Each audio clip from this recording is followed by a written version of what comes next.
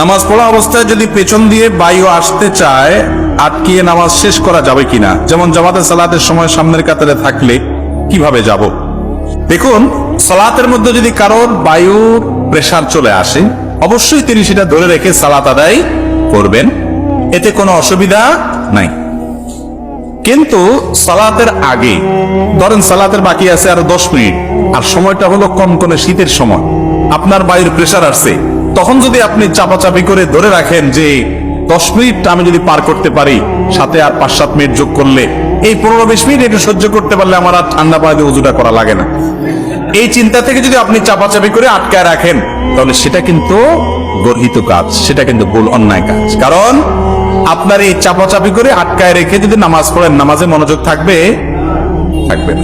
কারোর অসুস্থতা আছে, হ্যাঁ, বয়স্ক মানুষ, পানি খুব ধারে কাছে নাই, এই মুহূর্তে নামাজ না পড়লে অসুবিধা হয়ে যাবে, এরকম এক্সক্লুসিভ ভিন্ন কিছু থাকলে, এক্সট্রা কিছু থাকলে ভিন্ন কথা। সচরাচর এই শীতের সময় আমরা অনেকে চাপাচাপি করে উজু ধরে রাখি, অনেকে আবার এটা নিয়ে বাহাদুরি দেখায়, আজ জ্বরের সময় উজু করছি আমি, ওইটা দিয়ে কি পার করে দিছি, এসা পার করে দিছি। হ্যাঁ, যদি আপনার পেশাবের বেগ না আসে, বায়ুর বেগ না আসে, আপনি পার করেন, অসুবিধা নাই।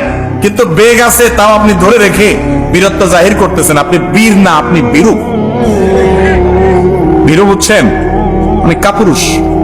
কাপুরুষ কেন? একটু ঠান্ডা পানিতে আপনি ভয় পেয়ে যাচ্ছেন, এত ভয়ের কি আছে? এ পানি লাগলে কি মারা যাবেন? নবী করিম সাল্লাল্লাহু আলাইহি ওয়াসাল্লাম বলেছেন, আলা আদুল্লুকুম আলা মা ইয়ামহুল্লাহু বিহিল খাতায়া ওয়া ইয়ারফা'ু বিহিদ দারাজাত। এমন আমলের কথা কি তোমাদেরকে আমি শিখাই দিব না, যে আমলের মাধ্যমে আল্লাহ তাআলা তোমাদের গুনাহ মাফ করে দিবেন আর তোমাদের মর্যাদা বৃদ্ধি করে দিবেন। সাহাবী কেরাম ইয়া রাসূলুল্লাহ, অবশ্যই বলেন, আমরা তো এটাই চাই, আমরা তো এটাই চাইতেন। তো নবী করিম সাল্লাল্লাহু আলাইহি ওয়াসাল্লাম 3টি আমলের কথা বললেন, তার ভিতরে একটি হলো ইসবাগুল ওযুই আলাল মাকারে। কষ্ট হয়, ওযু করতে মন চায় না, তারপরে আপনি সাহস করে ওযু করলেন, এই আমলটার মাধ্যমে আল্লাহ গুনাহ মাফ করেন, মর্যাদা বৃদ্ধি করেন। এজন্য নামাজের মধ্যে বায়ুর বেগ বেশি আসলে আপনি অবশ্যই ইবাদতে লিপ্ত আছেন, সেজন্য চাপাচাপি করে ধরে রাখতে পারেন। কিন্তু নামাজের বাইরে আপনার আর 5, 10, 15, 20 মিনিট আছে নামাজের, মাগরিবের পরে এখন পেশাবের বেগ আসছে, তারপর আপনি ধরে রাখছেন যে না, এশা ছাড়া এখানে করা যাবে না, এশাটা শেষ হয়ে গেলে আমি যাই শান্তি মতো ছেড়ে দিব, তাহলে আপনি নামাজটাকে মনোযোগের সাথে আদায় করলেন না, এজন্য সেটা দোষণীয়। আর নামাজের মধ্যে যদি কারোর বায়ুর বেগটা এত বেশি আসে, যেটা আটকে রাখতে রাখতে বেচার অবস্থা বেশি খারাপ, অনেক অবস্থা কাহিল হয়ে যাবে, এবং এরকম ভয়াবহ পরিস্থিতি যে হয়তো কাপড় চোপড় নষ্ট হওয়ার আশঙ্কা হতে পারে।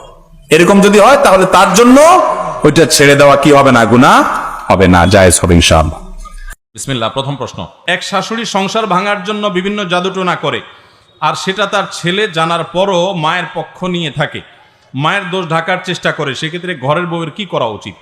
আমাদের সমাজে অনেক শাশুড়ি, এমনকি অনেক বৌমা, এমনকি অনেক ননদ, অনেক ভাবি, অনেক পুরুষ, অনেক মহিলা এই কাজ করে, নিজের ঘরের নিজের কাছের লোকজনকে বশে আনার জন্য বা বিভিন্ন উদ্দেশ্যে জাদুকরের কাছে যায়, জাদু করে, ব্ল্যাক ম্যাজিশিয়ানদের কাছে যায়, ব্ল্যাক ম্যাজিকের আশ্রয় নেয়।